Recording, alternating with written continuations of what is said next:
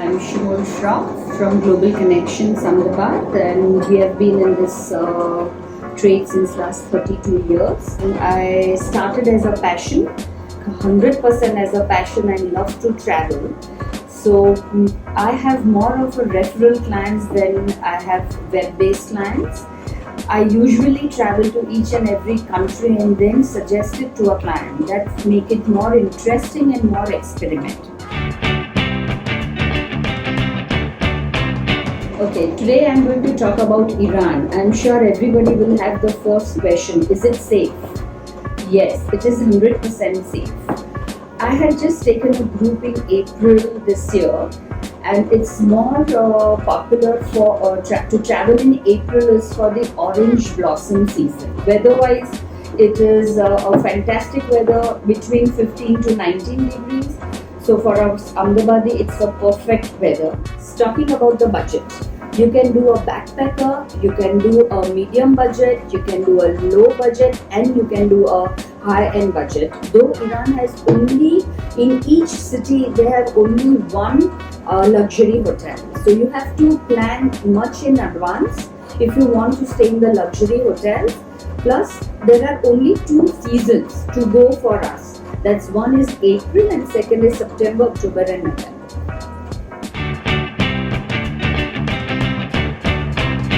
We had done a classic route for the first timers, and that was we covered Tehran, Shiraz, Isfahan, Yaz.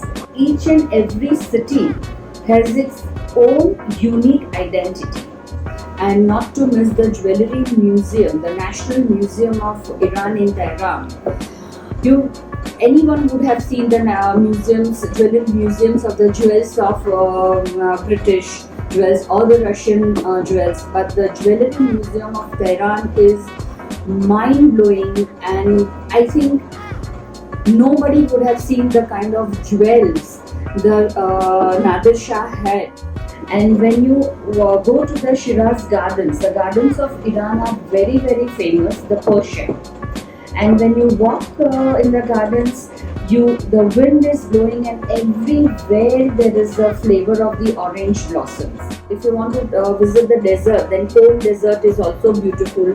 Look Desert, on the classic route it is. And a city called Yaz, which has the entire city is a UNESCO World Heritage city, and it has got mud houses. Not a single house has a concrete building.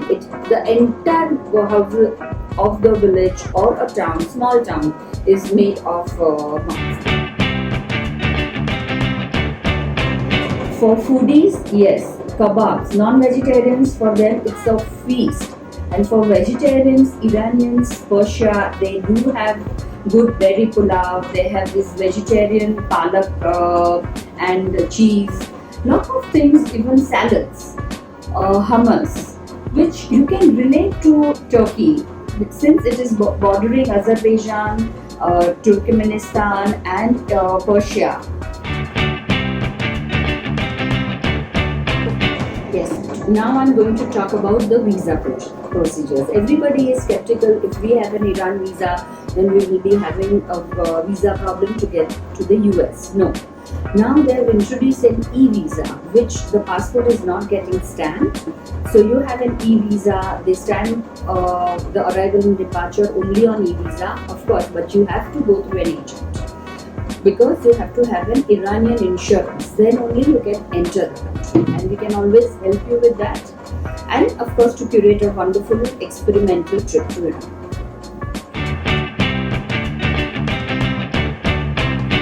And the crafts of Iran, what we have seen in India, you can immediately feel this, oh, we have seen this in India. But they have the Persian designs, and we have adopted those Persian designs in our arts and crafts from each different state. For example, Jamewaz. Jamewaz are from Iran. Persian carpets, you can relate to Srinagar.